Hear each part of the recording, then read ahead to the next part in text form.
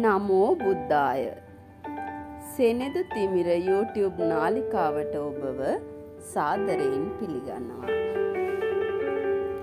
මම අද දින ඔබ වෙත ගෙන එන්නේ බෞද්ධ දරුවෙක් විදියට නුවණ වැඩෙන්නත් මතක ශක්තිය වර්ධනය වෙන්නත් වන්දනා කළ යුත්තේ කාටද කියන කාරණාව පිළිබඳව.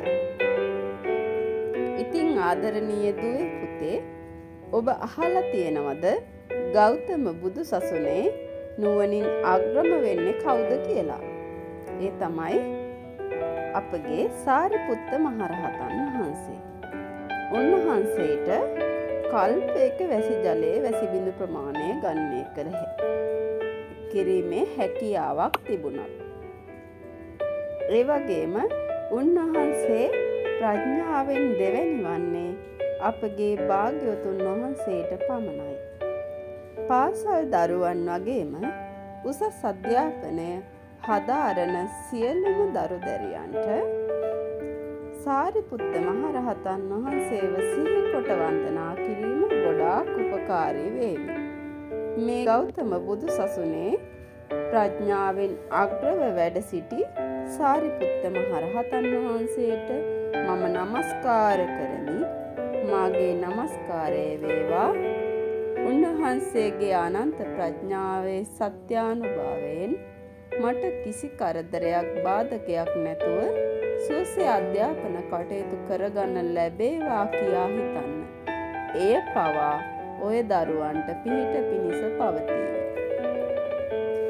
ඒ වගේම ආදරණීය දුවේ පුතේ, ඔබ අහලා තියෙනවද ගෞතම බුදුසසුනේ බුදුරජාණන් වහන්සේ විසින් දේශනා කොට වදාළ සියලුම ධර්ම දේශනා මතකයේ රඳවාගෙන තබාගෙන පළමු ධර්ම සංගායනාවේදී ඒ සියල්ල ඉදිරිපත් කළේ කවුද කියලා?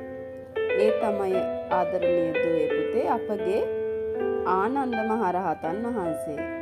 උන්වහන්සේ තමයි ගෞතම බුදු සසුනේ විශ්විත මතක ශක්තියක් ඇති භික්ෂුන් වහන්සේලා අතර අග්‍රවන්නේ. ඒ වගේම උන්වහන්සේට හොඳ සිහිනුවණකුත් තිබිලා තියෙනවා.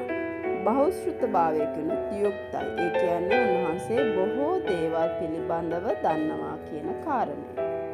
ඒ නිසා හොඳ මතක ශක්තියක් ලැබෙන්න කියලා බෞද්ධ දරුවෙක් විදිහට වන්දනාමාන කළ යුත්තේ අපගේ ආනන්ද මහරහතන් වහන්සේටයි. ඉතින් ආදරණීය දුවේ පුතේ, බෞද්ධ දරුවන් විදිහට ඔයාලා උදේ සවස බුදුන් වඳිනවා ඇතිනේ. ඒ ඔයාලා බුද්ධ වන්දනාව කරන ස්ථානයට පහළින් වෙන්න, බුද්ධ ප්‍රතිමාවට පහළින් වෙන්න සාරිපුත්ත මහරහතන් වහන්සේගේ ආනන්ද මහරහතන් වහන්සේගේ පින්තූර අලව ගන්න පුළුවන් ඔයාලා කැමති නම්. එහෙම නැතිව හරි ඒ බුදුරජාණන් වහන්සේට පූජා කරන ආසනයට පහළින් ආසනයක් සකස් කරලා උන්වහන්සේලාට මල් පහන් හනුංගෝරු පූජා කරලා සාමාන්‍ය පරිදි බුද්ධ වන්දනාව සිදු කරනවනේ.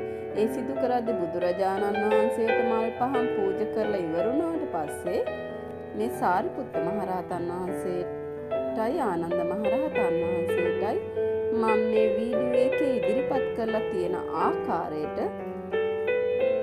මල් පහන් පූජා කරන්න පුළුවන්. ඊට පස්සේ කරණීය මෙත්ත සූත්‍රය සජ්ජායනා කරලා සුළු මොහොතක් මෛත්‍රී භාවනාවත් පුරුදු කරලා දෙවියන්ට පින් අනුමෝදන් කරලා ඔයාලගේ වන්දනාව අවසන් කරන්න පුළුවන්. ඉතින් මේ විදිහට ඔයාලා දිනපතා කරනකොට ඔයාලටම ඔයාලගේ අධ්‍යාපන කටයුතු වල වෙනසක් දකින්න ලැබේවි දුවේ පුතේ.